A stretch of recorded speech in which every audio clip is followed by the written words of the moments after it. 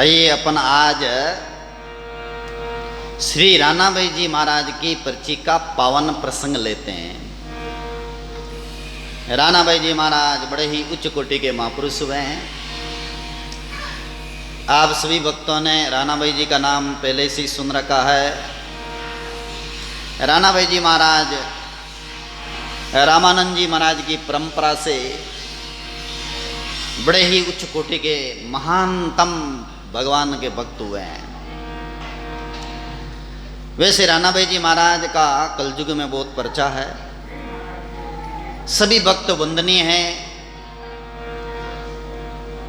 अर्चनीय हैं, लेकिन रानाबाई जी के प्रति सभी का विशेष भाव रहता है, क्योंकि रानाबाई जी की पर्ची जो है वो चमत्कारी पर्ची है। रानाबाई जी की पर्ची का पाठ करके कोई भी धूप दीप घर में करते हैं तो उनका मंगल ही मंगल होता है, उन्हें फायदा ही फायदा होता है, लाभ ही लाभ होता है। इसलिए रानाबाई जी महाराज को हर वर्ग के लोग पूजा करते हैं, ध्यावते हैं।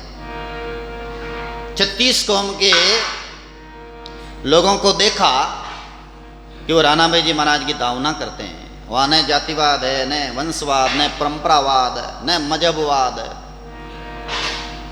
सभी लोग रानाबाई जी महाराज के वहाँ हरनावा जाते हैं, बोलवा बोलते हैं और वहाँ परिक्रमा आदि करके जीवन का लाभ लेते हैं। वास्तव में रानाबाई जी का ऐसा प्रभाव है।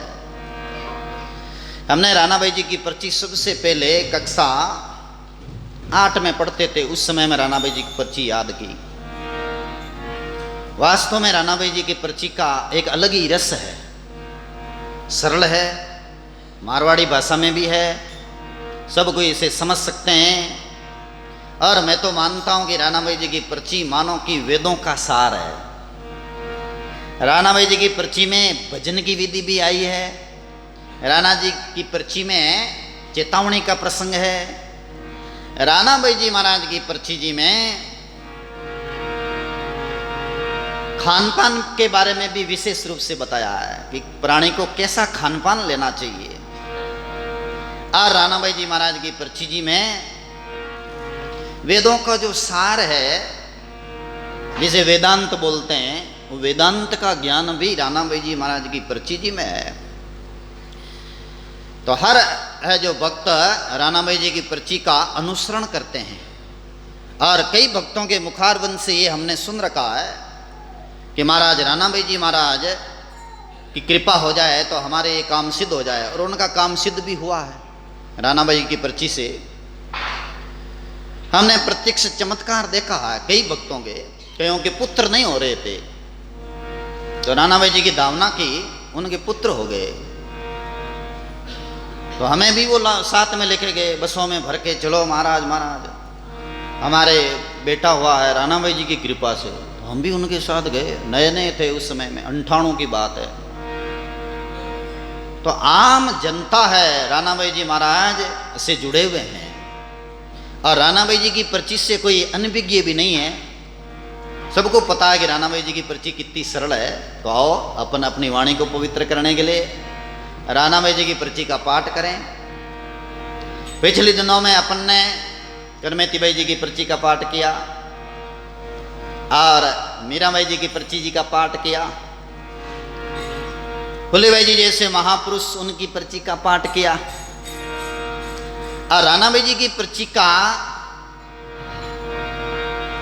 प्रसंग सुनने के लिए सभी के मन में एक उत्सुकता है, इसलिए जनता भी है जो अधिक उत्साह के साथ बढ़ी है।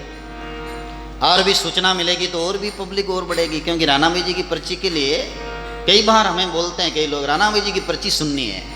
और जो ही रानाबाई जी की पर्ची शुरू होती है,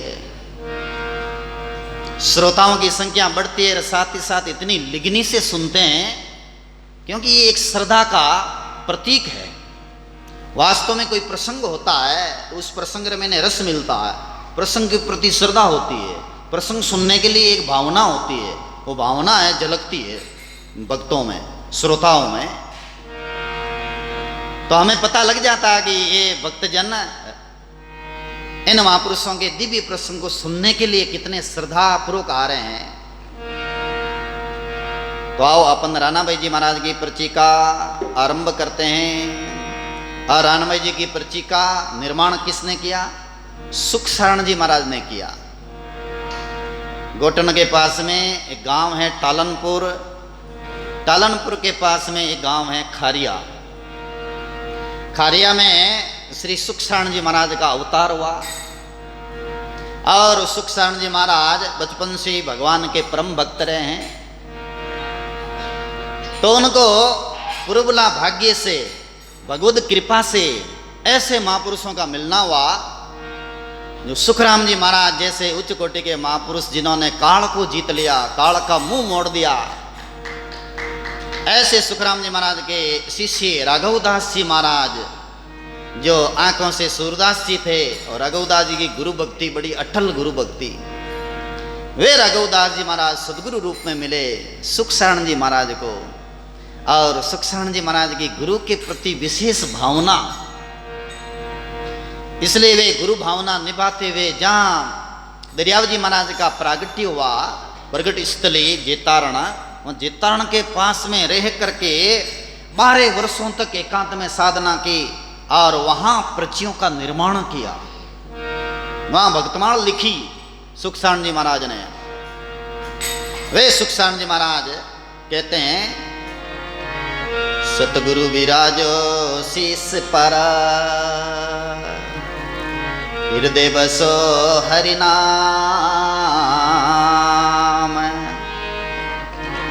सतगुरु विराजो शीस पर, हृदय बसो हरि नाम। राणा की पर्ची कहूँ, करो संता को प्रणाम।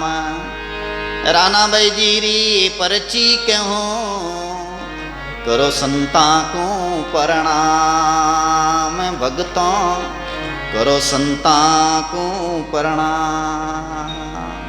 बोले सुख सारण जी महाराज की।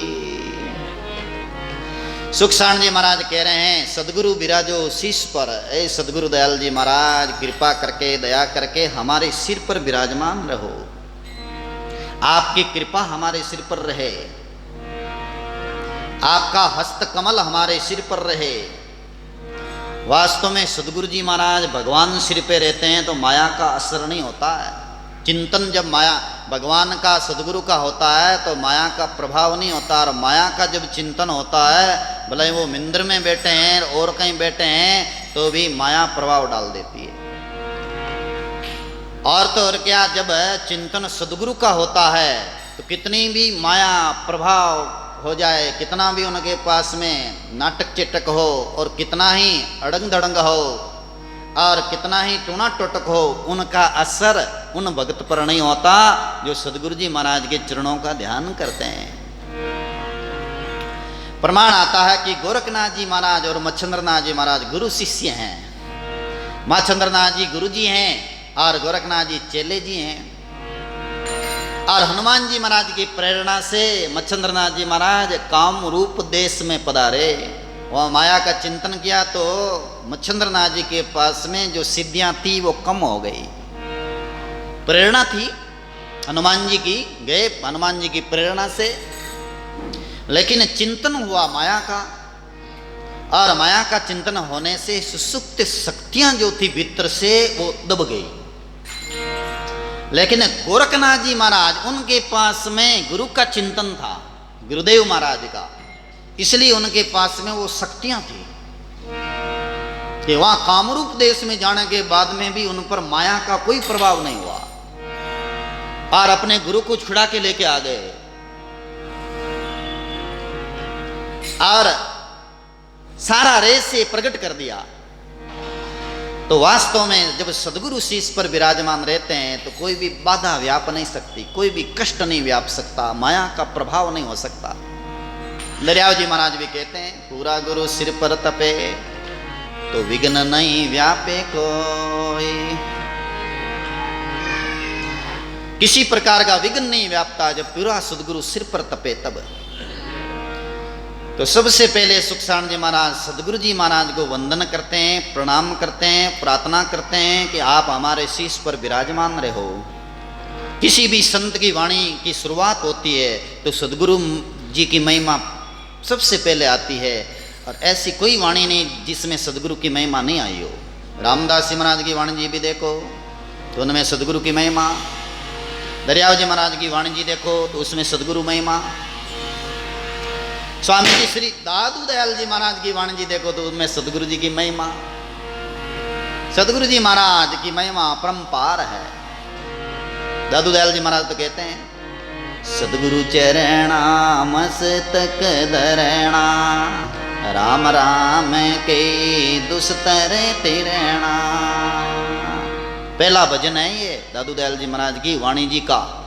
पद्य भाग में प्रथम पद ये है, सदगुरु के चरणा मस्तक धरणा, राम राम कही दुस्तर तिरणा।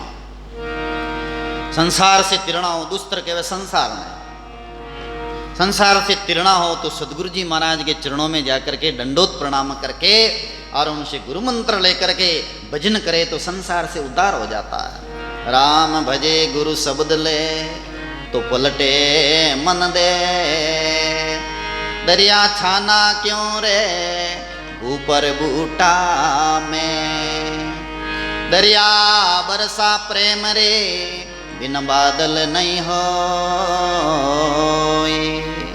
तारण वाला राम जी है पर सतगुरु बिना नहीं कोई। बोलो हंस दरियाव जी महाराज की। महापुरुषों ने देखो कितने तरीकों बताया है, कितने जो अलग अलग दृष्टांत के द्वारा समझाया है कि बरसात है आ बादला बिना कौन होएगा, बादल आए जने बरसात हुई। ऐसे ही तारण वाला तो राम जी है, वे जी कल्याण करने वाला है। राम जी महाराज जी अपना इष्ट है पर सदगुरु रे बिना वे भी कल्याण नहीं कर है। कितनी बड़ी बात बताई महापुरुषों ने। पानी तो खूब है, सब जगह पानी है, लेकिन बरसात बादला बिना आवी को नहीं। पहला बादल आए फिर बरसात हुई। ऐसे ही सारी लीला तो राम जी री है, वास्तव में भगवान की लीला है। कबीर पंत परंपरा के एक आचार्य चरण गंगादास जी, गंगा शरण जी वे, उनके साथ में हम लोगों ने जो प्रार्थना की कि महाराज कुछ ज्ञान सुनाओ। कुछ महंत भी बैठे थे, कुछ और भी साधु महात्मा बैठे थे। उन महात्मा ने एक साखी कही, गुरु गोविंद दो खड़े किसके लागू पाए, बलियारी गुरु आपने जिन्हें गोविंद दिया मिलाए। उन महात्मा ने कहा तो आप बताओ आप में से कि गुरु बड़ा है कि गोविंद बड़ा है। कुछ महंतों ने, कुछ लोगों ने कहा कि गुरु ही बड़े हैं, हम लोगों ने तो गुरु को बड़ा माना है। और भी लोगों को पूछा, तब मुझसे भी पूछा तो मैंने कहा महाराज सदगुरु जी महाराज तो बड़े ही हैं, पर सदगुरु जी महाराज बड़े तब हैं राम जी से मिलाए, इसमें साखी में लिखा हुआ है।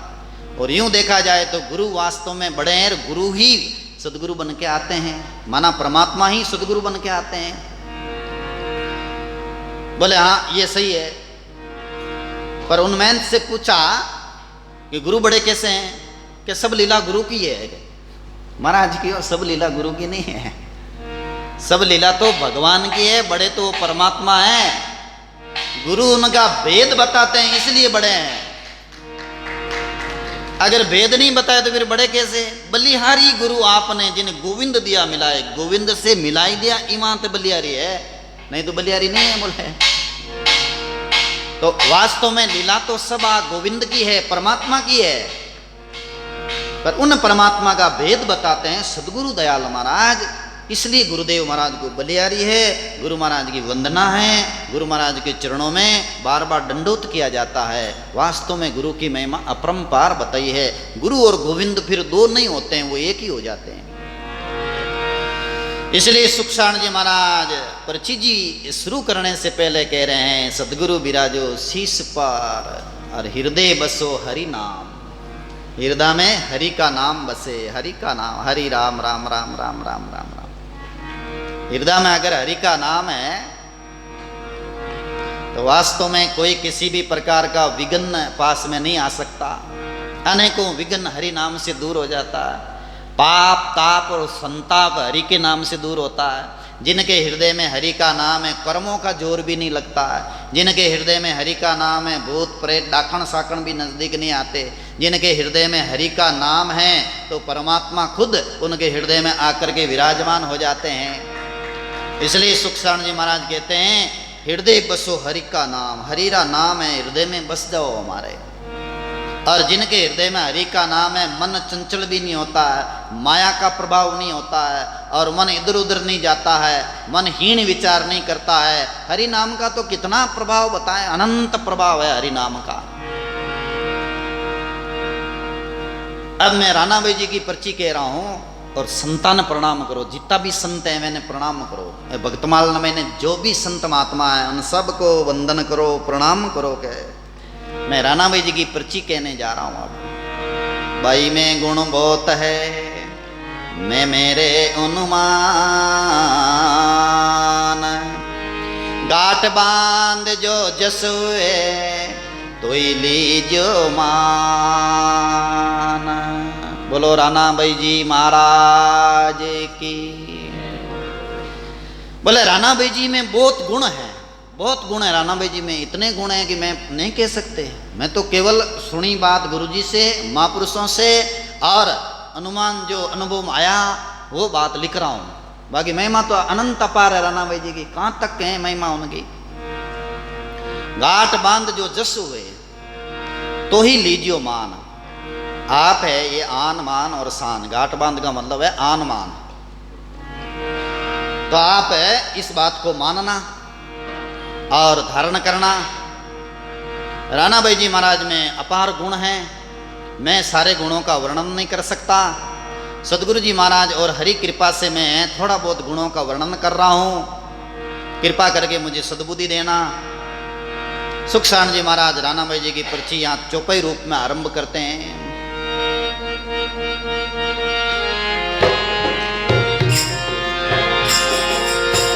मुरधर देश गाँव हर नावा, जा बाई राना के धामा, जिनकी पर्ची का गाँव, कान्ना सुनी सवरण सुनाओ। रूठ राज दूर से आए, कसगर बात का नहीं माए। देख उद्यान लिया जा बासा, सांझ पड़ी लागे जल प्यासा। श्री राम जय जय रामा, श्री राम जय जय रामा। श्री राम जय जय रामा, श्री राम जय श्री राम जय जय रामा, जय जय रामा। बोले राणा भाई जी महाराज की, बोले सदगुरु भगवान की। सुखसारण जी महाराज कह रहे हैं, मुरदर देश गांव हरनावा। मुरदर माना मारवाड़, तो मारवाड़ देश है। ऐसे मेवाड़ है, जैसे ब्रज की भूमि जिन्हें ब्रज भूमि बोलिया करे, ऐसे ये मुरदर देश है। इस क्षेत्र में ने हरनावा नाम रहा एक गांव है। वहाँ पर राणा भाई जी महाराज जी पावन धाम है, पवित्र धाम है राणा भाई जी महाराज की। जिनकी पर्ची नीका गाऊं, काना सुनी सो वर्ण सुनाऊं। वह की पर्ची है जो मैं बड़े भाव प्रेम से कह रहा हूँ, और काना सुनी वही बार में सुना रहा हूँ। राणा भाई जी महाराज की पर्ची।